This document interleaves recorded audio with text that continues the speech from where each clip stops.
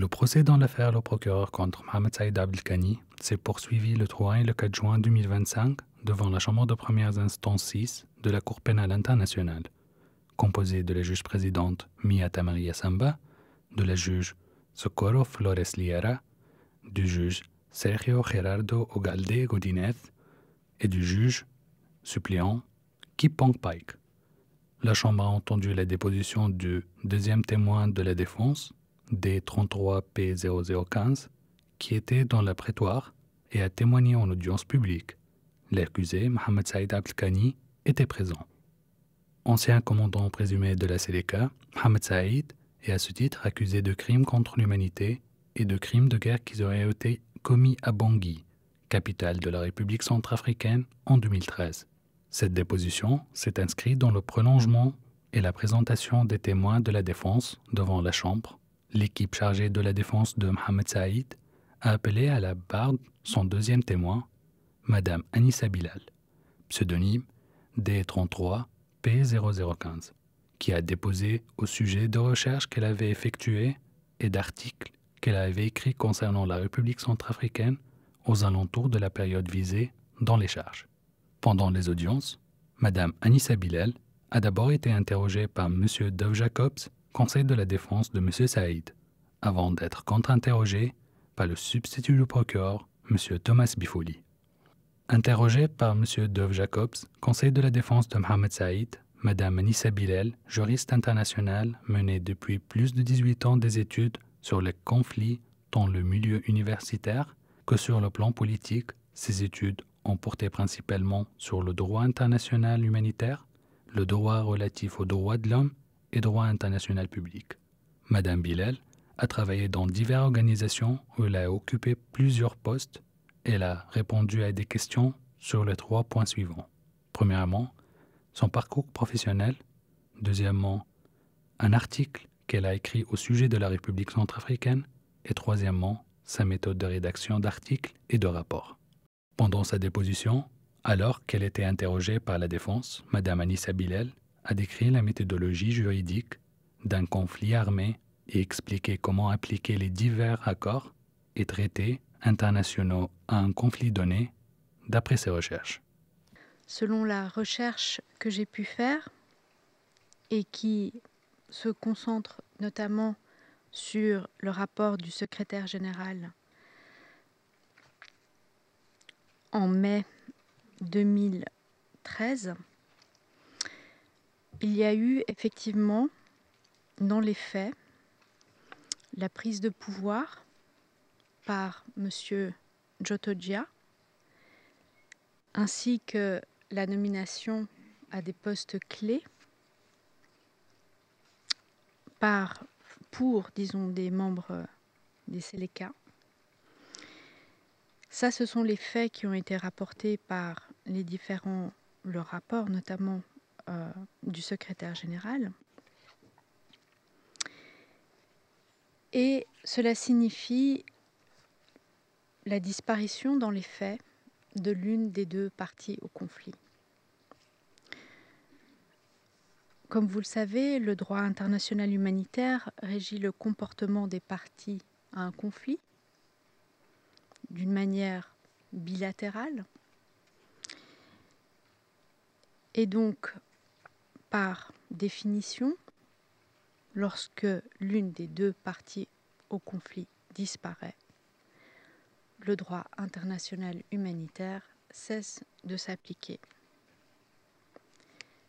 Et c'est là donc la signification de ma conclusion pour cette partie temporelle de la situation en République centrafricaine.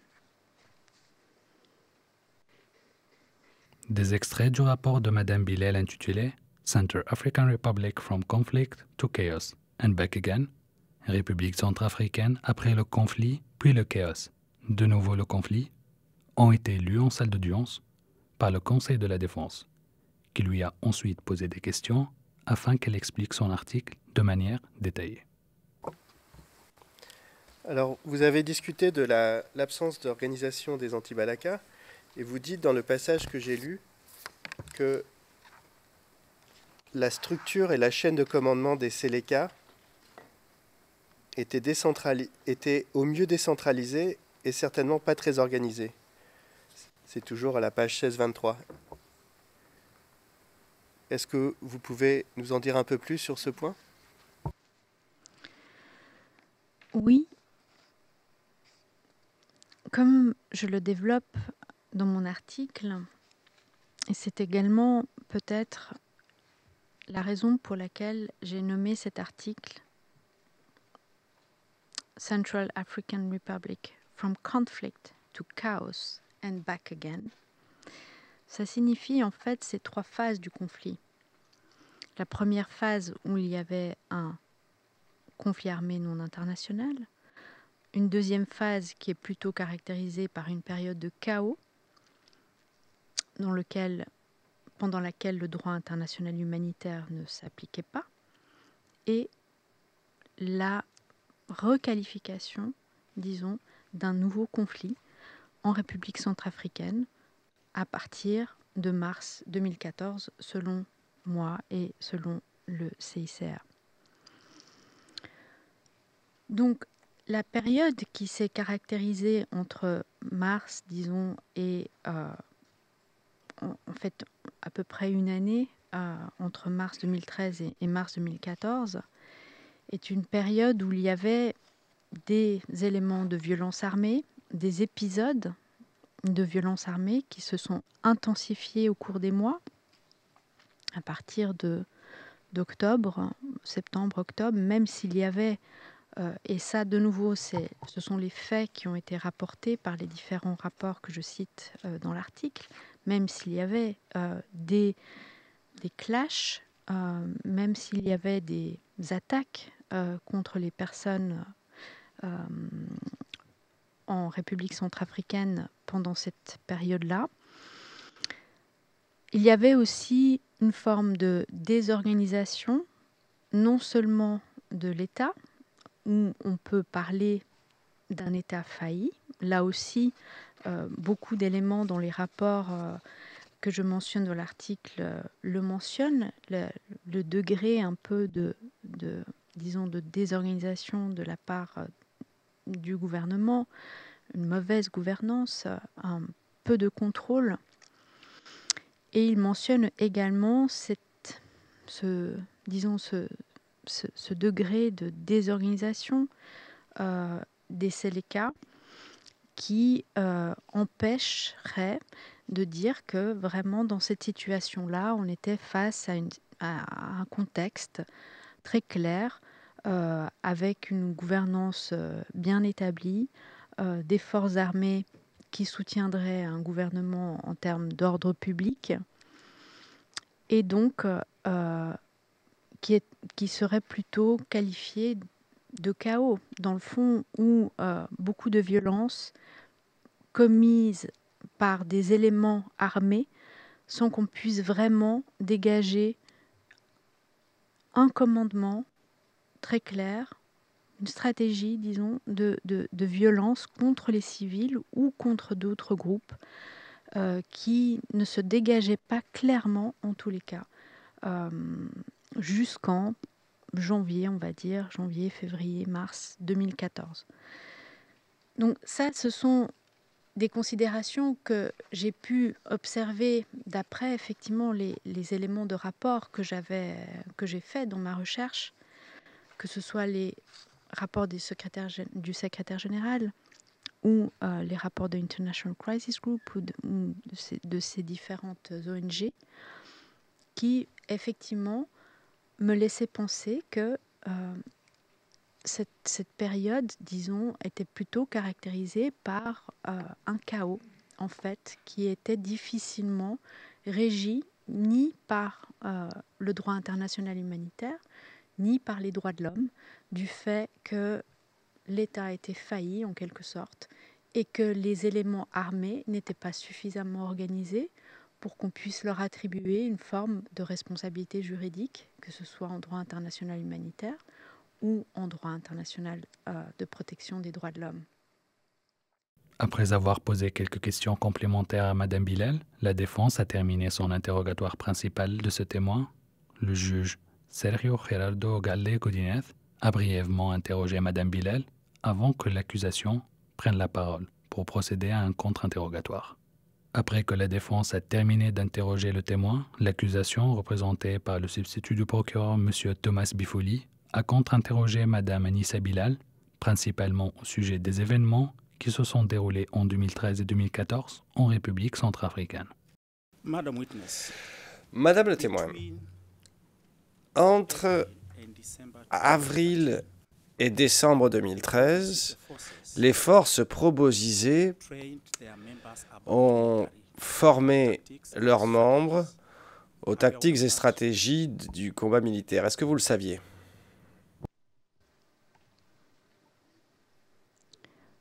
Non, je ne le savais pas précisément.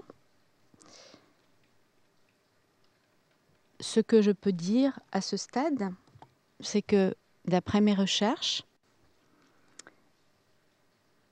d'avril à décembre, comme vous le dites, mais beaucoup plus précisément à partir de fin septembre jusqu'au mois de décembre, janvier de l'année suivante, c'est à ce moment-là que les différents organismes des Nations Unies, par exemple, ou les différents rapports de International Crisis Group notamment, ou de Human Rights Watch, ont pu observer une augmentation de la violence et une augmentation des confrontations entre différents éléments armés.